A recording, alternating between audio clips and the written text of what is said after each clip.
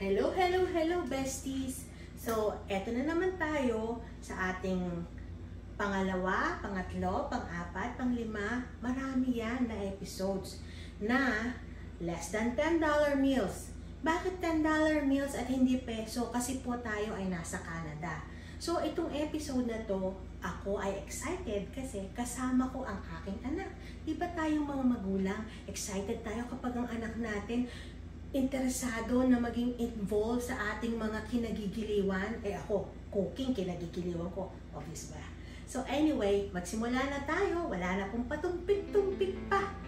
Okay, tara na!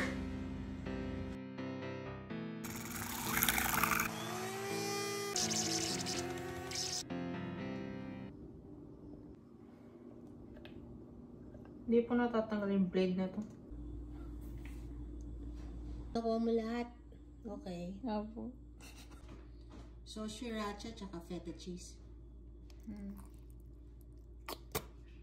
Ano yan? Garlic powder? Yeah. So, hindi pala feta cheese yan. Ano yan? Cottage cheese? Cheese. Okay, cottage cheese.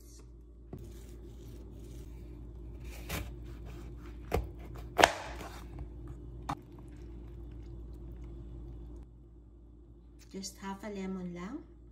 Half a lemon or about 1 tablespoon.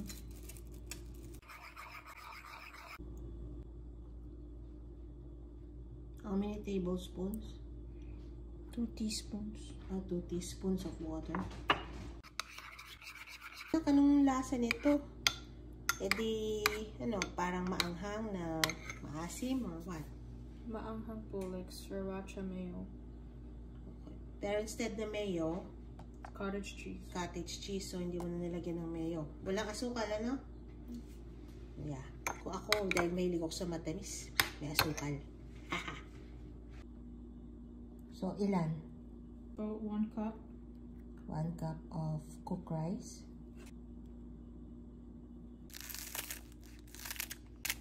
So, how much do you need? Maybe like a 1/4 cup. Okay. But it's just to mix into the beef. Okay. So, like added seasoning, no? Flavors. 1 tablespoon minced garlic. Okay. Brown sugar. What's that? Soy sauce? Soy sauce. Ano yung approximation mo ng soy sauce? 80 grams. 80 grams. So, mga Well, I don't know, 2 like tablespoons siguro.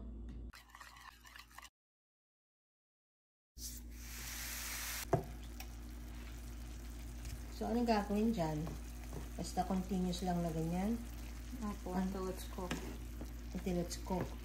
Pero wala ka nilagay na kahit na anong seasoning. Not yet.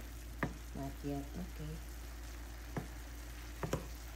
Kung nagmi-meal prep ka bang ganyan, hindi ka nagsasawa na lagi yun na lang kinakain mo?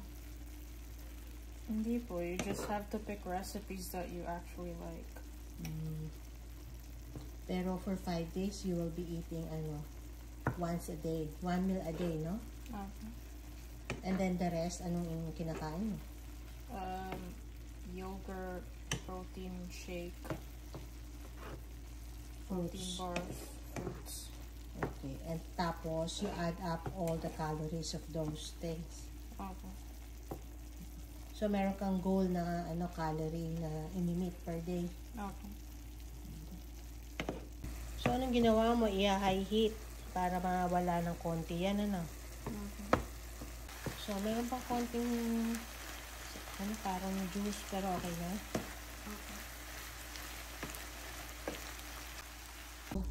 Okay. Egg white. Okay.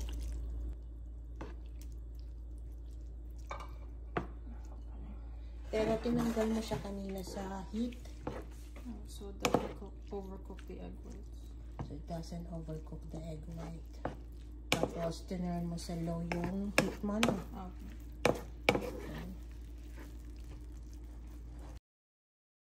Ang egg white yung ginamit mo dyan? About 150 grams. So, about ilang pieces siya ng meat. Large eggs kasing binili ko eh. So, ilang large eggs yun? maybe like 4 large eggs. Okay.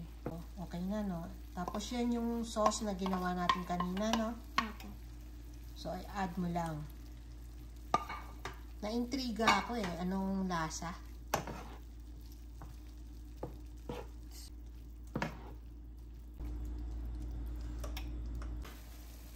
Then, yung scallions, add mo lang.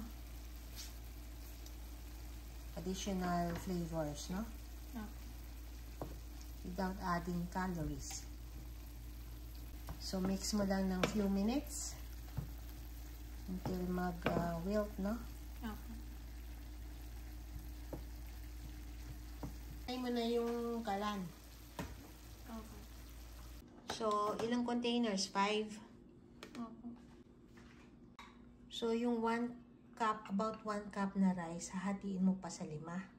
I'll probably have to double it. Okay. Yung pan.